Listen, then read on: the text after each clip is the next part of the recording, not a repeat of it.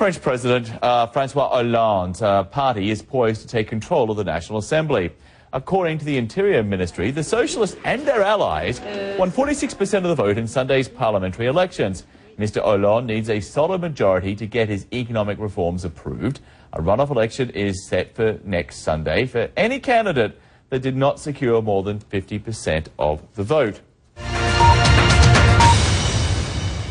A night in which the new president, Francois Hollande, consolidated his grip on power. There is still a decisive second-round vote to be held next week, but early projections show that with the support of allies on the left, Mr. Hollande will have the working majority he needs to push through an ambitious tax and spend programme.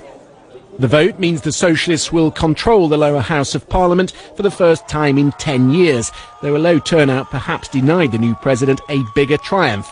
Not that his supporters were complaining. Tout cela, je pense que rien n'est joué. Comme toujours, il faut en appeler à la mobilisation. The game is not over. We have to mobilise. You have to tell the people that if you want to help the president get the country in order, to restore justice throughout, there is a lot to do from the moment Parliament reopens. So go and vote next week to provide reassurance to the left, to the parties on the left which support the policies of the French president. The final parliamentary balance is still hard to predict. Any candidate that won more than 12.5% of the vote can stand again in the second ballot on Sunday. And in many constituencies there will be a three-way runoff. It was another sorry night for the Conservative UMP party of the former President Nicolas Sarkozy, punished perhaps for the high rate of unemployment in France, which has now reached 10%. And next week they will face a sizable challenge from the far right.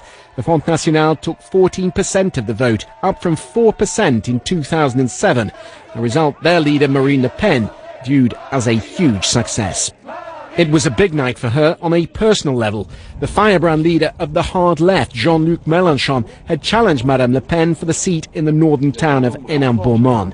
In the end, he finished third and last night withdrew from the second round race.